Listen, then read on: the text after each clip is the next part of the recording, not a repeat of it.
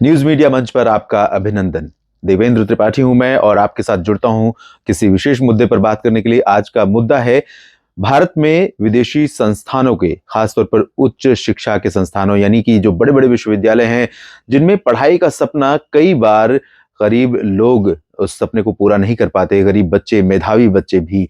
तो उनके सपनों को पूरा करने के लिए भारत के यूनिवर्सिटी ग्रांट कमीशन यानी यूजीसी, जो कि भारत के उच्च शिक्षण का नियमन करता है और उससे रेगुलेट करता है, उसने एक नया मसौदा तैयार किया है। यूजीसी द्वारा तैयार किए गए इस मसौदे पर लोगों की प्रतिक्रिया मांगी गई है। अगर ये मसौदा अपने वास्तविक रूप में, अपने मूल रूप में ज्यादा बहुत कहें कि नेगेटिव परिवर्तन के साथ नहीं स्वीकार किया जाता, जिस तरह से बनाया गया है इसी तरह से रचनात्मक उसमें सुझाव आते हैं और उनको जोड़ करके इसे लागू किया जाता है, तो भारत में विश्व के, अमेरिका हो, ब्रिटेन हो या फिर अन्य देशों, ऑस्ट्रेलिया, न्यूजीलैंड समेत तमाम जो विश्व के नामी संस्थान हैं उच्च शिक्षा के क्षेत्र में, विज्ञान, टेक्नोलॉजी, इन सभी के क्षेत्र में उनकी ब्रांचेस, उनके इंस्टीट्यूशंस भारत में खुल जाएंगे।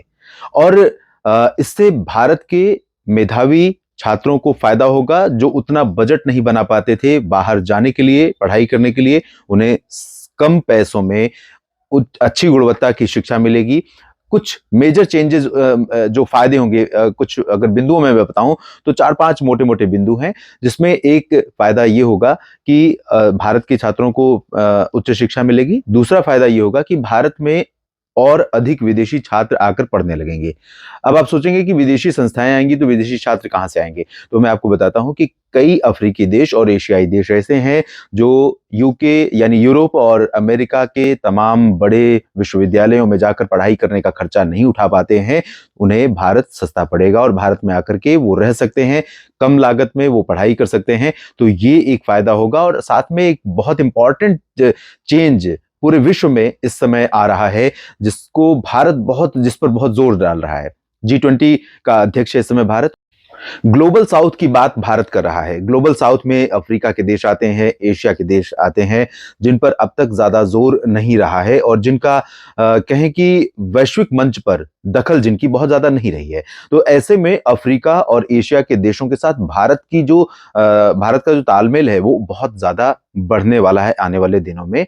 और ये विदेशी संस्थाओं को भारत में खोल कर ये तालमेल बढ़ाने की दिशा में एक कह सकते हैं कि एक और सपोर्टिव पॉइंट ये हो जाएगा।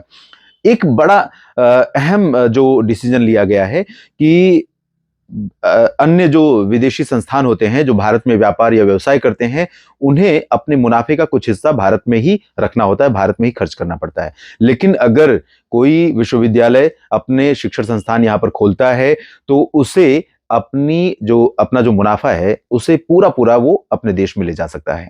तो इससे क्या होगा कि जो विदेशी संस्थान है उन्हें इस बात की झिझक नहीं होगी कि उनको मुनाफा तो वहीं रखना है, तो आखिर किस लिए वो यहाँ पर अपनी इंस्टीट्यूशन खोले। एक चीज। दूसरी चीज, ये बहुत अहम बदलाव होगा कि भारत इस समय टेक्नोलॉजी, इनोवेशन, डिजिटल, इन सभी चीजों की तरफ बहुत तेजी से आगे बढ़ रहा है। ऐसे में भारत को टेक्नोलॉजी ट्रांसफर चाहिए, यानी जो तकनीकी, जो प्रौद्योगिकियां भारत में नहीं है, बाहर हैं, उनका हस्तांतरण, और उनका हस्तांतरण आसान हो जाएगा जब बाहर के बड़े शैक्षणिक संस्थान भारत में खुलेंगे। और साथ में कोलैबोरेटिव एटमॉस्फेयर क्रिएट होगा, यानी कि मिल करके काम करने का माहौल बनेगा।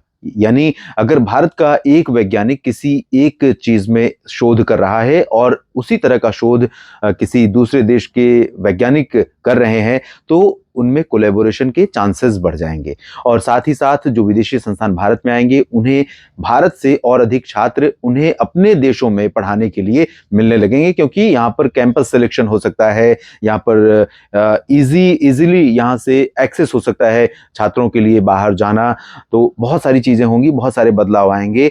और भारत का लक्ष्य है 2047 तक अपने आप को विकासशील देश से आगे बढ़ाकर विकसित देश बनाने का। तो उसी दिशा में कहीं ना कहीं ये एक बहुत अहम कदम है। मुझे ऐसा लगता है कि ये आने वाले समय में भारत की उच्च शिक्षा की तस्वीर को बदलने जा रहा है, और इससे एक और इम्पॉर्टेंट चेंज जो भारत में आएगा वो ये आएगा कि भारत में अभी जो हायर एजुकेशन के संस्थान है, उच्च शिक्षा के संस्थान है, आईआईएम, आईआईटी और तमाम बड़े विश्वविद्यालय, उनमें भी और कड़ी प्रतिस्पर्धा की भावना आएगी और विश्व स्तरीय शिक्षा उपलब्ध कराने के लिए, क्योंकि जब दुनिया के बहुत बड़े बड़े संस्थान जिनका शीर्ष जो एजुकेशनल इंस्टीट्यूशंस है उनमें नाम है, वो जब यहाँ पर आएंगे और शैक्षणिक गतिविधियों को अंजाम देंगे, यानी शिक्षा का कार्यक्रम चलाएंगे, तो कहीं ना कहीं उनसे उन्हें कंपटीशन करना पड़ेगा, प्रतिस्पर्धा बढ़ जाएगी। तो ऐसे में भारत के जो अपने संस्थान हैं उच्च शिक्षा के, उनका मानकीकरण यानी उनका स्टैंडर्डाइजेशन बढ़ेगा।